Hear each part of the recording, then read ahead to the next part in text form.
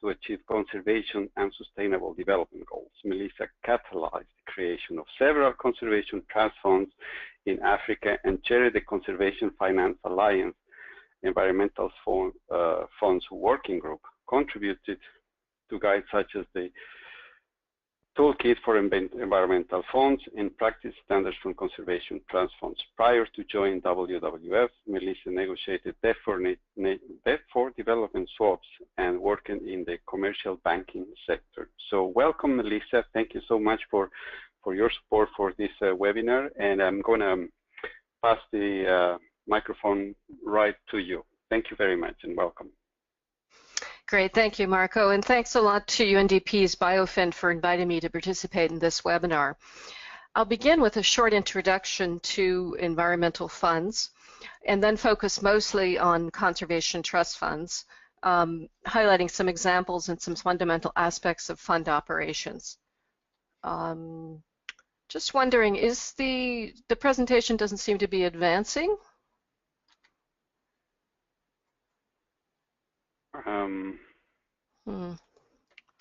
Hold on one second. Let me just give it a... There it goes. Okay. Yeah. So I'll begin, as I said, with a short introduction to environmental funds and then focus mostly on conservation trust funds, highlighting some examples and some fundamental aspects of fund operations. I'll then conclude with a quick look at changing roles of conservation trust funds. So the term environmental funds is used to refer to a wide variety of different funds, private as well as governmental, that raise and manage funding for environmental objectives. Assets managed by an environmental fund can only be used for the stated purpose of the fund and are kept separate from other funding, such as a government's budget. Funds are legally created as foundations, trust funds, or by special law or regulation, and they're governed by an independent or a semi-autonomous board. Environmental funds encompass a wide range of different scopes, which are defined by their geographic scale as well as their thematic focus. The trend has been towards funds with a larger geographic scale, with the growth of regional funds such as the Caucasus Nature Fund, who you see in their logo here, which is a regional fund for Armenia, Azerbaijan, and Georgia. Many funds finance grants for protected areas at all different geographic scales. There's an increasing interest in investment funds that finance productive landscapes, often at a global scale. For example, some of you may have heard of the Ecobusiness Fund. A number of funds make grants to communities, and some are exclusively dedicated to community-based natural resources management. There's also been a growth in the creation of funds linked to ecosystem services. For example, some of you may know the many water funds that have been created in Latin America, or funds that are linked to performance-based payments, for example, for REDD+. There are also some funds that finance species conservation, and a few that focus exclusively on iconic species. Conservation trust funds were created first in Bhutan and now number as many as 70 funds around the world. Their primary focus is on financing biodiversity conservation. In many countries, conservation trust funds serve as the anchor for a country's sustainable financing strategy because they manage diverse funding sources ranging from debt for nature swaps to endowment funds and other. They mostly channel funding in the form of grants to diverse beneficiaries, but increasingly funds are considering managing other types of financing, such as loans. There are three fund networks who are a great source of information about fund management, and they're also a fora and platform for funds to share knowledge and work together. REDLAC currently has 21 members in 16 countries in Latin America, and there are now 20 funds in Africa which are members of the CAFE network, and the Asia Funds Network is under development. I'm sure Angi could give us some information about that later. I just wanted to give you an example of a national level protected areas fund. The Madagascar Biodiversity Fund was established in 2005 as a private foundation with an independent non-governmental board.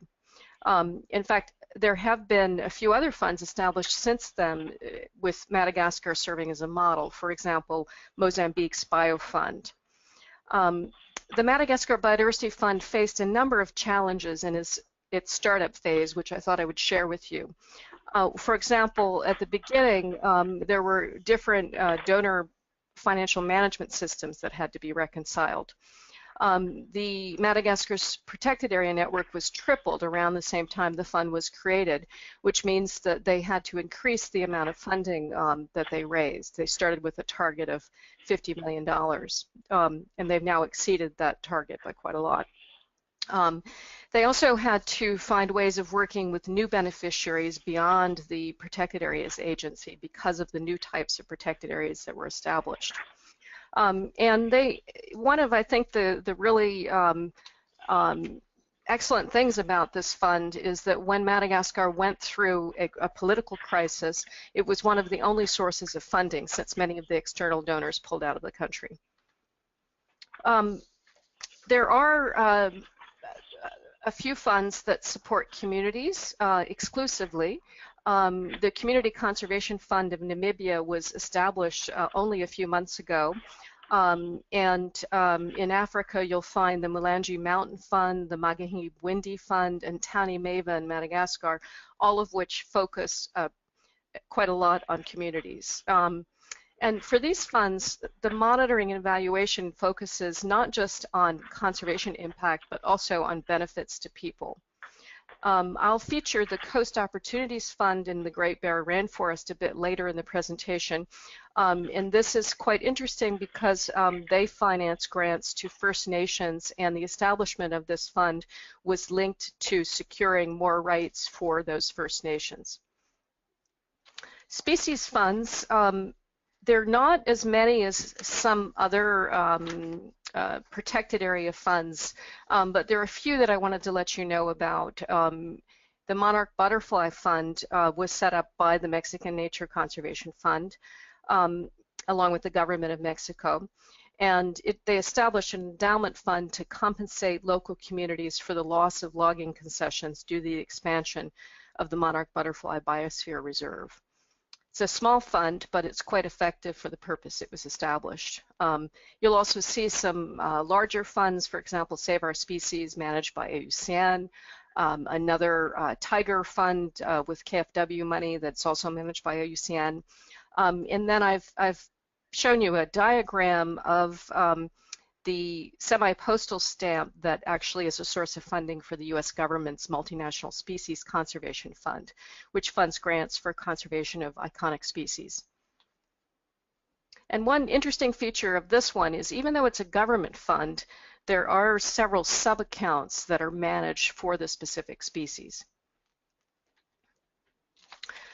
Relative to the legal establishment of funds, the legal framework available in the country often determines how the fund is created. In some countries, because there is no adequate legal framework, there has been a decision to create a fund offshore. And there are jurisdictions like the United States, the United Kingdom, and Singapore, which provide a good legal framework for setting up a fund, but then also some regulatory requirements that can be difficult to meet. So the key message here is to hire a qualified lawyer in whatever legal jurisdiction you're considering to come up with the best solution, and to look at things like tax exemption, foreign exchange regulations, because these are very complicated aspects of fund creation, but absolutely critical to establishment of a fund. Registration of a fund will begin with the Articles of Incorporation or the deed, but key factors also include the creation of the board of directors or trustees, which usually is regulated by bylaws, deposit of the initial capital, and then, as I mentioned before, the recognition of public benefit or tax-exempt status, depending on the country. I interviewed Maria Jose Gonzalez last year, and she's one of the more the most inspiring fund directors in Latin America. And I asked her, in fact, what are the top 3 conditions to develop a successful conservation trust fund? And it was no surprise to me that the first thing she said was that a committed board composed of compassionate people with a vision and a commitment to conservation and a diverse group of competencies, that was the most important thing in her mind. She went on to say that it was important to focus on where you add value as a fund. And in some cases, that meant being able to say no. And focus was definitely related to fundraising in her mind. She also said that it was critical to innovate by thinking differently. And the advantage of being an independent private entity meant that she had some flexibility in terms of how the fund operates, which would enable her, for example, to take a different approach to a small-scale restoration program.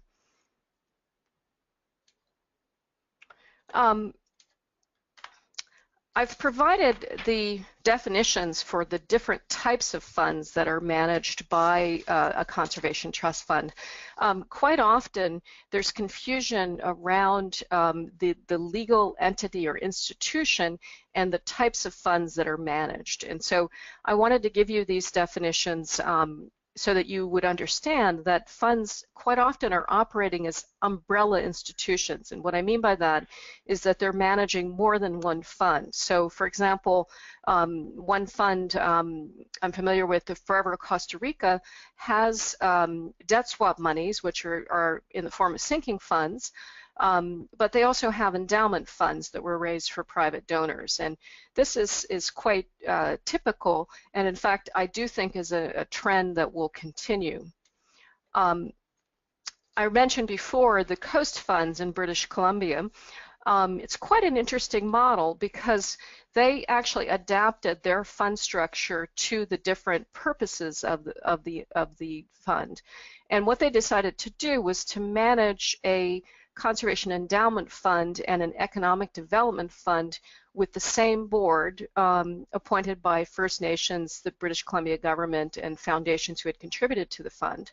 But it saved them in management costs, but it also enabled them to allocate urgent money to economic development while ensuring a permanent source of financing for the conservation stewardship.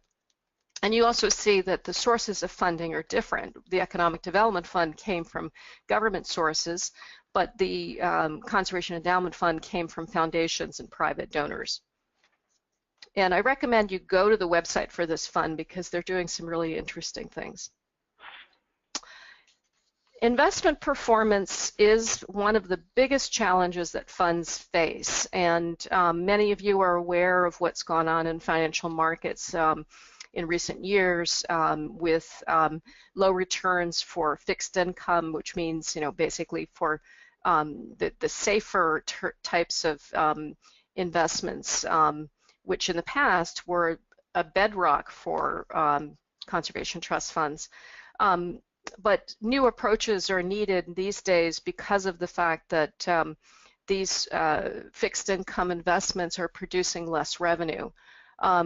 And I think the key message is that funds need to have highly specialized advisors who will give them guidance on how to select asset managers. And one of the great resources out there is the Conservation Finance Alliance's Conservation Trust Investment Survey.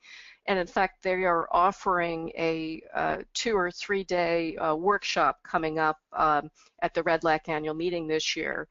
One of the important roles that a board can play in terms of investment performance is adopting at the outset a best practice investment policy and guidelines, and also recruiting advisors and asset managers on a competitive basis. Another aspect of fund management that's absolutely critical, both at the beginning but also at further along, is fundraising. And you see pictured here a group of executive directors who are accompanied by some of the funders. I mean, some of you know Yoko Watanabe, who previously worked at the Global Environment Facility and is a great supporter of conservation trust funds. And then you'll see Chris Stone, who works at Conservation International's Global Conservation Fund. And typically, these large international meetings are a great way to establish relationships with bilateral and multilateral donors. But when it comes to private donors, it's not so easy. And so quite often, trust funds will partner with NGOs and other organizations in order to access the major donor world. I think that over the years, we haven't seen as much growth in the diversity of funders out there. I do know that as Asia emerges as a growing market, it could be quite interesting to look at parts of the world where typically philanthropy has not been as strong, to see whether funds can access new sources of funding. Successful fundraising does require a sound strategic plan that's been costed, and then to identify the most promising sources of funds for cultivation. So much like asset management, it's important to also consult professionals on this. Just giving you a small example of a fund that accessed a new source of funding. The Dutch Postcode Lottery is the biggest charity lottery in the Netherlands, and the Dutch Caribbean Nature Alliance contributes a regular portion of donations from the lottery to the DCNA Trust Fund.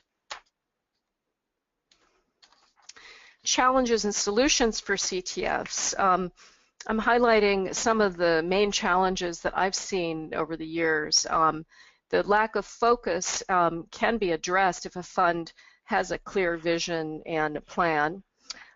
Poor governance results when a fund has not been established with a good legal framework. Sometimes there can be political influence which compromises the independence of a fund. Funds really shouldn't be legally created unless they're good prospects for raising funds. And so this phenomenon of paper funds really, if there's good planning, should not happen. And then I also already mentioned the investment management issues. High management expenses are a particular concern that donors raise and can be addressed at the outset in the fund's budget, as well as the operations manual, which defines human resources policies. And then slow disbursement of funds can also be addressed through good grant-making guidelines, as well as capacity building for grantees that enables them to develop good proposals. I mentioned before the changing financing roles of conservation trust funds, and as funds have matured, one of the things that we've seen, which is an excellent development or evolution in terms of fund development, is the fact that funds are now engaging in new types of financing. For example, Peru's national fund, Profinampe, is partnering with the Green Climate Fund and the Adaptation Fund to finance climate mitigation and adaptation. But this new role follows many years of building a successful track record. And Profinampe would not be able to play this role unless they already had this track record. There's also a real growth in impact investing and interest in conservation finance. And so funds are considering whether they can play a new role in terms of private conservation finance. The key thing here is that there's a real lack of good deals, and so to the extent that funds have an on-the-ground presence, they may have an added value to play in terms of being able to identify and finance these new types of opportunities. Funds also are engaged in new efforts to leverage large-scale permanent financing for conservation areas. This approach, which is often referred to as project finance for permanence, has resulted in large amounts of funding flowing to areas like the Amazon through the Amazon Region Protected Areas Project. Great Bear was an example of this approach, as well as Forever Costa Rica, which I mentioned before. And then finally, funds have been involved in the management of biodiversity offset money. A great example here is the role that Fumbio, which is the Brazilian Biodiversity Fund, has played relative to the compensation funds in Brazil, both at the national and the state level. I'd like to conclude by referring you once again to the Conservation Finance Alliance. There are many funds who are members of the CFA, and in fact, REDLAC is a member of the CFA. It has proven to be a great way for funds and other members of the conservation finance community to come together. And there's some resources specifically relative to funds. I mentioned the Conservation Trust Investment Survey, but there's also the Environmental Funds Toolkit, which provides examples of many of the documents that a fund would need to develop things like operations manuals and different legal documents. And so I recommend you take a look at it just to get a sense of what the different options are. And then finally, the practice standards for conservation trust funds are now what I would describe as the key foundational document for donors, for evaluators, and for funds themselves to be able to identify the standards that they adhere to in order to set up a new fund, but also to engage in better management practices themselves. So that's it from me, and I'll look forward to your questions after Anghi's presentation.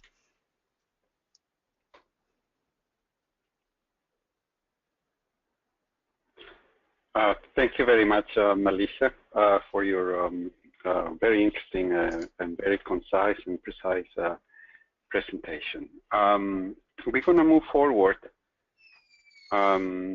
with the next presenter. That's Mr. Jose Andres Canivel, and he has been working in the field of environmental advocacy and policy development for nearly 2 decades. He is the executive director of the Forest Foundation of the Philippines, a non-governmental organization that provides grants and technical assistance to projects aiming to conserve, maintain, and restore tropical forests in the Philippines. The organization has been established under 2 bilateral agreements between the government of the United States and the Philippines, and in the U.S. Tropical Forest Conservation Act, the TFCA. Previously, he served as Development Assistant Specialist of USAID in the Philippines in the Office of Energy and Environment. He was also Executive Director of the Environmental Legal Assistance Center, an NGO specialized in environmental cases. So we welcome Anghi, and please go ahead with your presentation. Welcome. Thank you very much, Marlon, for the kind introduction. For this presentation, I'll talk a little bit about the Forest Foundation Philippines. I'll talk about our governance systems and structures. I'll go very briefly into our grants program, after which I'll go into the components of our finance and program management, and then end up with the lessons that we've learned in the past 10 years of grant making, and some considerations in setting up and in operating a fund. So, and I look forward to questions afterwards. So let me start by first telling you that the foundation is a non-profit organization established under Philippine law, and it provides grants to organizations that empower people to protect forests. Our goal, the foundation's goal, is the protection and sustainable management of Philippine forests and its biodiversity. The foundation was established in 2002 by virtue of 2 bilateral agreements between the U.S. government and the Philippine government through a U.S. law, the U.S. Tropical Forest Conservation Act. That law allowed the Philippine government and the U.S. government to treat debts that the Philippine government owed to the U.S. And as a result of the bilateral agreements, the equivalent of $8.25 million were allocated for protection of forests and went into our conservation fund from 2002 to 2016. For the first fund, we did an impact evaluation, and these are some of the results. We were able to fund over 472 projects, help improve the management and protection of 1.5 million hectares of forest lands. We were able to restore, using scientific methodologies, 4,200 hectares of forests. We were able to support around 40 community conserved areas and 60 community-level livelihood enterprises. In 2013, another debt reduction agreement was signed between the Philippine government and the U.S. government as a result of the work under the first fund. And this time, the fund allocation was increased, and based on the agreement, the equivalent of $32 million have been allocated to scale up forest conservation and support the mitigation of climate change in the Philippines. And that fund is supposed to run from 2017 to 2027. What we did early this year and late last year up to early this year, we developed a results framework that would govern our program plan for 2017 to 2021.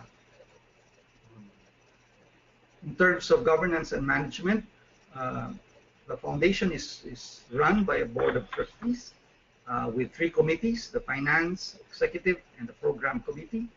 The finance committee provides inputs into our investments strategies. They also look at our financial health and viability, and generally recommend approval of our budgets. We also have a program committee that takes first cut in terms of approving project proposals that come to the board. So they're tasked to be the ones to review more thoroughly the proposals that come to us before they recommend approval to the board. We also have an executive committee made up of the executive director, the chairman, as well as the heads of the 2 committees that can meet and decide on urgent matters and often issue and also is able to recommend and approve grants of certain amounts. Under the board of trustees is the executive director, that's me, and I've been the executive director of the foundation for the past 10 years. Under the executive director, we have 3 units: the programs unit, communications and knowledge management unit, and administrative and finance unit.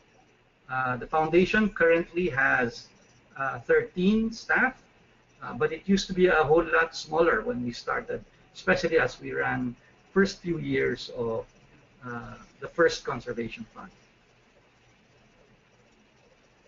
Well, as I mentioned, for grant making and program work for the next 5 years, we developed a results framework that seeks to address that aims to address 4 of the needs of forest and forest biodiversity in the Philippines.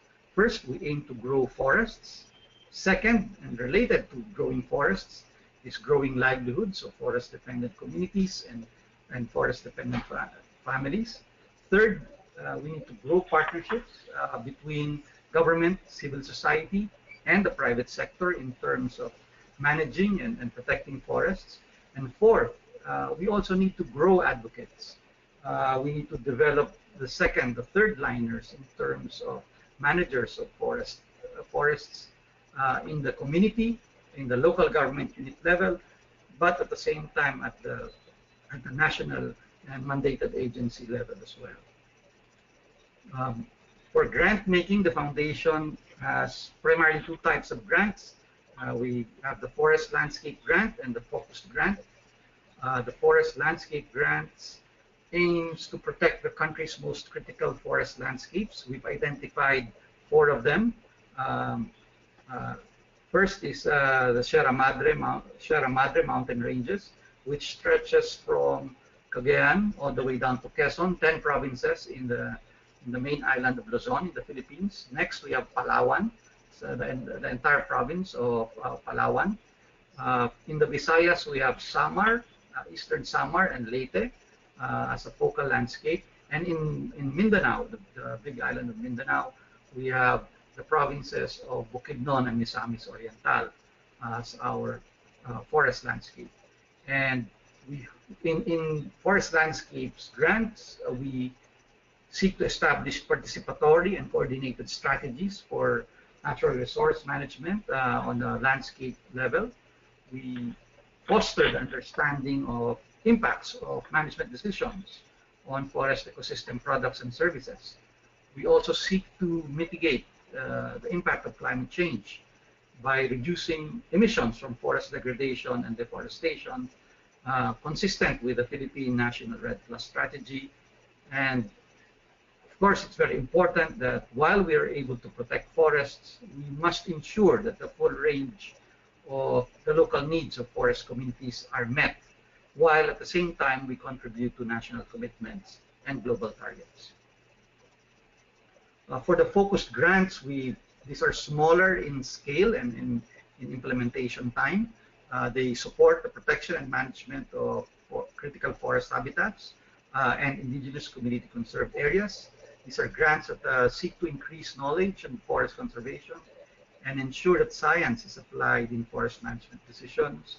We also use focused grants to scale up successful mangrove conservation projects to include more coastal areas or include more coastal ecosystems. And last, we use a focused grant, in particular a nursery establishment and development grant, to ensure the availability of appropriate native tree species that are used in restoration, reforestation, and production of wood and non-timber forest products. These are our grant categories. We have small, medium, and large. These are in peso figures, so I trust you'll be able to convert them to dollars. It's around 50 pesos to $1. And the differences are in duration and in the contribution towards the goals. We have a 3-step grant application process. After our call for proposals, we go into project development where we work with our stakeholders. We've identified forest landscapes, so we're also able to identify the stakeholders both from government and civil society, and we conduct project development activities with them. We encourage them to submit proposals consistent with the project development activities, and these are subjected to project evaluation. Project evaluation is initially done by staff and then later on by the program committee and the board. Once the board approves, we then conduct negotiation and then in some instances due diligence for some of the sites. The foundation was established primarily to support civil society organizations in the Philippines, but under exceptional circumstances, we are able to support agencies or units of the Philippine government. Our evaluation of proposals are, in our evaluation, we look at 6 things. We look at the design of the proposals. We look at coherence of the objectives, the methodology, and the outcomes that they propose. We look at the capacity of the proponent to successfully implement the project.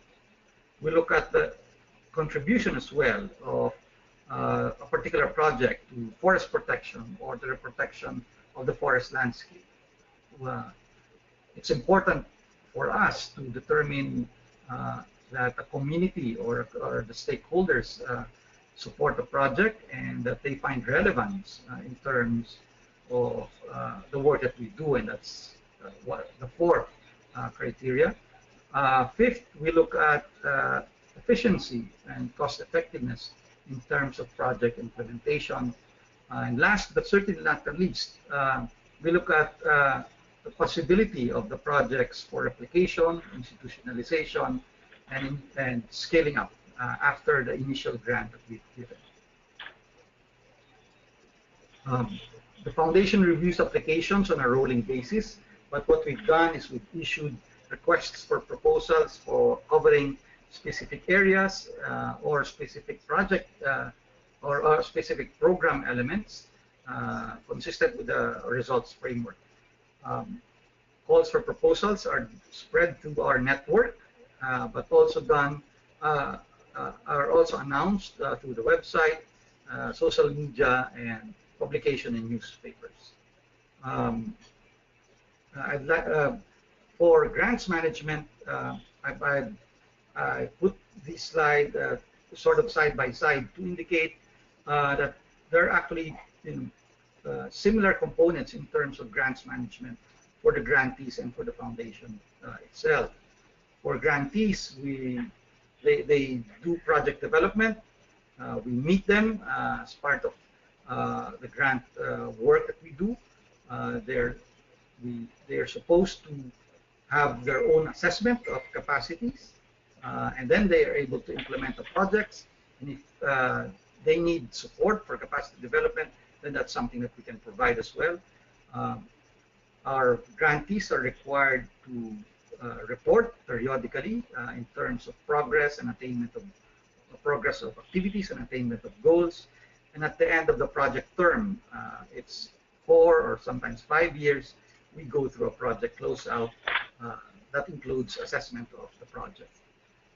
For the foundation itself, our grant management, similar to what the grantees undertake, starts with project development. We have specific staff that identify stakeholders and assist them in developing projects. Because we work in large forest landscapes with many stakeholders, we ensure that the proposals that are submitted are consistent with what we've identified under our results framework, and also complement each other's efforts or programs. The foundation does validation and due diligence after the review of the proposals by the program committee. We look at viability of their approaches. We look at acceptance by communities. We look at the actual state of forests or forest lands that they seek to develop. We also take a look at the capacity of the implementing partners to actually deliver the outcomes, the outputs and outcomes that they propose, and their capacity to implement. For most of the projects, while they may have capacity to implement at the start, we see to it that there's capacity development that happens, because as our experience indicates, through time, this capacity may erode and needs development actually. We monitor the projects, especially paying attention to knowledge products that we can harness and share with other grantees and share with governments as part of our policy advocacy efforts. Foundation, while it does project monitoring, also looks at programmatic assessments, looking at the gains of all of the individual projects across the landscape that we identified. The end of 5 years, we will do a project closeout and look at the sustainability of our conservation programs in the landscapes that we identified and that we're working on.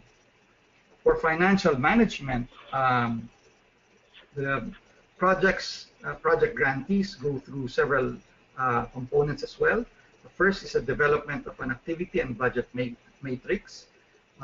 This comes after the submission of the proposal, and in the initial evaluation, we ask them to submit an activity and budget matrix. it's a tool that enables them and it enables our program officers as well to take a look at their budget assumptions, whether or not they actually plan for the right activities supported by the right resources. For grants that seek amounts above 6 million pesos, we do a pre-grant audit to make sure that they have financial systems in place, and if necessary, then we can suggest or recommend capacity development efforts. Our policies ask our grantees to open separate accounts. If they have other projects or if they have other project accounts, they have to open a separate account, a different account for funds coming from the foundation. We also ask them to adhere to our project finance guidelines.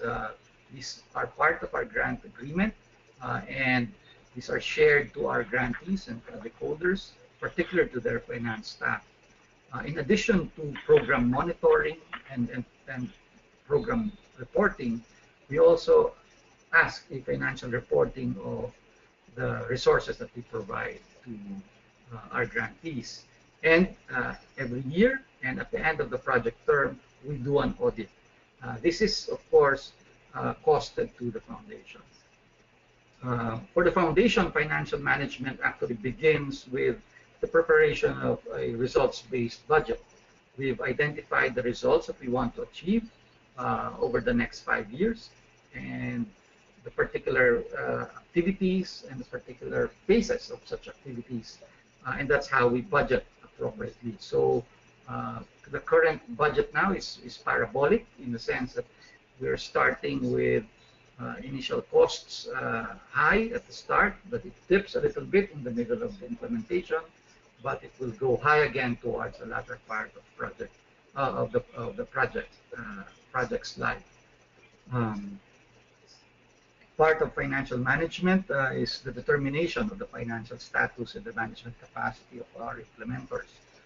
We look at their financial manuals, we look at their governance systems, we look at their registration, and look at and determine whether they can or they are able to manage the projects by themselves, or perhaps they need a little bit of capacity building, which is part of the role of the foundation as well. We provide capacity building to all of our grantees. Our finance managers are asked to provide brief capacity building inputs to our partners, especially at the landscape level. For the foundation, it's important that we adhere to our finance manual in terms of the budget preparation, the releases, the justification, and closeout as well. We have policies as well on conflict of interest. We have policies on procurement. We have policies on refunds of grants if necessary. The foundation does financial reporting as well. We report not just to the finance committee and the board, but because we were organized and we handle funds out of the Tropical Forest Conservation Act, we provide reports to both the U.S. and the Philippine government in terms of utilization of the funds. The foundation itself also annually has audits by third-party auditors, and we also have project end or program end audits. Let me now go to perhaps the more important parts of my presentation, the lessons learned, and later on some of the considerations for operating or for setting up a conservation plan. First, for grants management, I think it's important that we know the forest. In the Philippines, we have different forest types or forest formations, and it's important that you know not just the state of the forest, the threats to the forest, the stakeholders in the forest as well. And you design the approach, you design your grant making around that knowledge of the forest. If you do not know the forest and you are unaware of what needs to be done in different types of forests or different types of forest formations, then you may come to a thinking of, a uniform set of proposals or projects or program activities, and you will discover that they do not work in all instances. Second, we need to value people and the process over pesos. For a lot of the work in the Philippines, initially there was a lot of focus on providing just grants, the pesos that can be available through projects. But what we've done is, actually, in the first fund, was to build partnerships, strengthen collaboration, ensure that stakeholders and local communities have buy-in in project implementation and project development and implementation, and sort of prioritize those over the amount of resources that we make available. Third, we made conscious efforts to invest in new projects. In the Philippines, there are a lot of civil society organizations. There are a lot of good ideas as well. And so part of our portfolio actually responds to new projects, new stakeholders, and new approaches for forest conservation. But at the same time, I think it's important that we sustain effective efforts. It's not just looking for the new thing or the next big thing, but sustaining what has been going on and has been providing fruit in terms of conservation gains in particular areas of particular forest blocks. Number 4, linked to valuing people and process, and also linked to sustainability, we need to develop partnerships and build constituencies. As you may be aware, our funds weren't that large under the first conservation fund, and even under the second fund, if you compare it with other funding opportunities, it isn't that large. So it is imperative. It became imperative for us to develop partnerships, not just among civil society organizations, but partnerships with the private sector and with the government, and build constituencies for forest conservation, for protected areas, and for forest landscapes in the work that we do. Next, it's important to address the drivers of deforestation. In the Philippines, we've lost, more than 3/4 of our forests, and the past couple of decades, the main driver of deforestation has been forest degradation and conversion of forest lands to agriculture. And for us, it was important to address the need of communities for land, for food, and for forest products. And if we do not address that, if we just focus on replanting forests, then we aren't really getting to the root causes of deforestation. Next, and this was a big lesson for us towards the latter part of the first fund. We need to incorporate sustainability. I think for a lot of projects, we often plot out activities that will deliver project results, that will have immediate impact, but more often than not, sustainability of conservation efforts at the community level in particular is often not provided for. And in the grants that we implemented under the first conservation fund, we saw this happening a lot, where there were very successful projects, but 2-3 years after we left, the community is right back to where they started from. So I think we need to incorporate sustainability of forest conservation efforts at the start and in project design. It's important for funds to provide appropriate technical expertise. While we often thought at the start, when we were doing the first grants that we did, that it should be an arm's length, quote-unquote, transaction.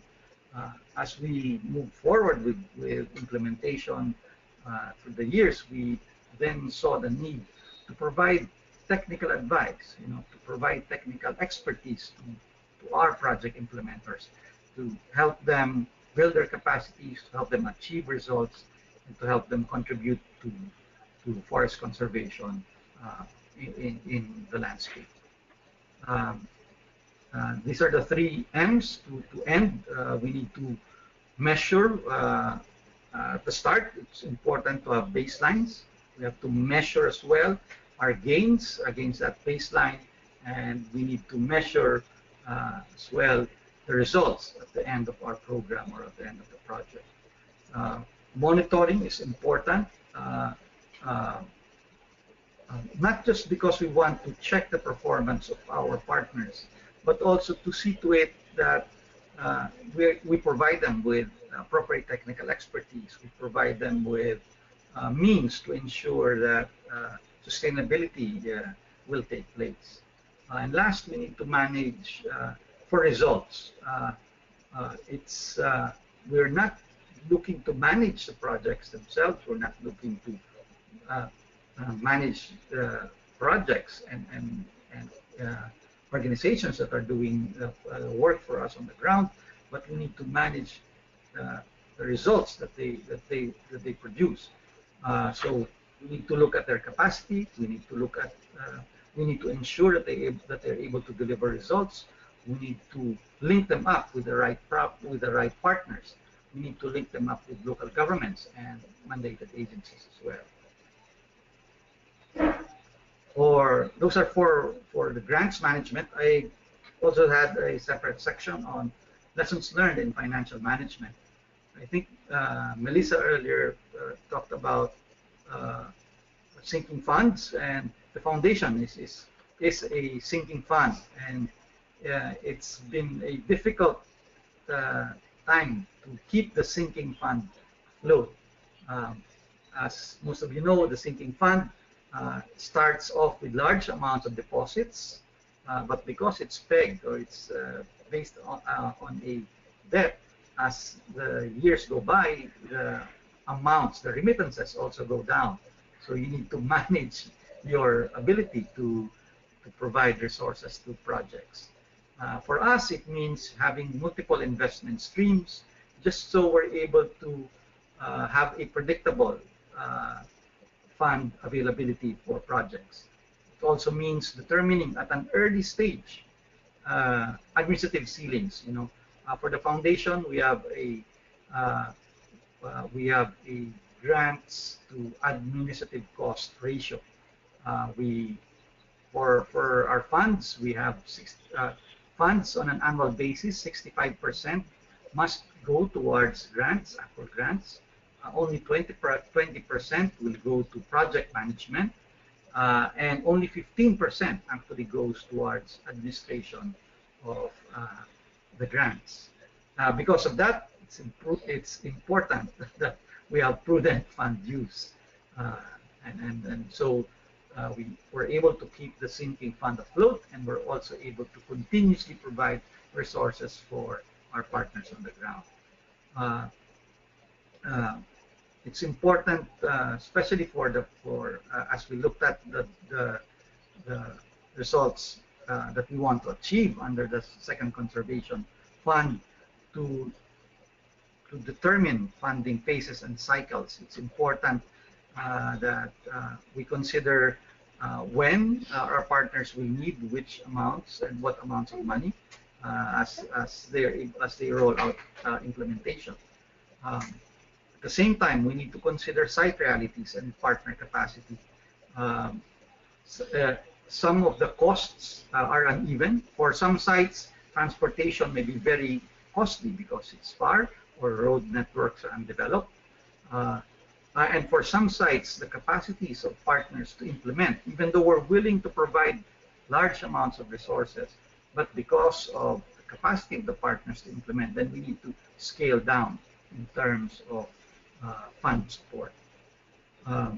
Third, it's important to consider the full costs of projects. More often than not, we sort of focus only on the actual program activities, but we need to also understand that there's a lot of administrative and management costs that go towards a project. So while the foundation also has a similar ceiling in terms of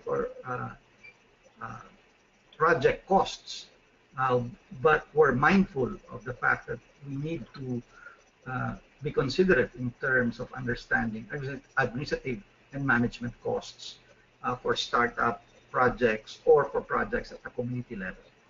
We also have to consider counterparts, and when we talk about full costs of the project, the community has counterpart, but more important, government and the private sector can provide counterparts for projects, especially those that will go through the full range of implementation activities. Related to that, it's very important that environmental funds such as ours consider the sustainability of site efforts. We want our project partners and their work to continue beyond the initial 4 to 5 year grant support that they have from us. So okay, a quick reminder, we have 3 minutes left, yes, so we have 2 slides to go. I will kindly ask you to come to a conclusion soon. Thank you. Okay, thank you.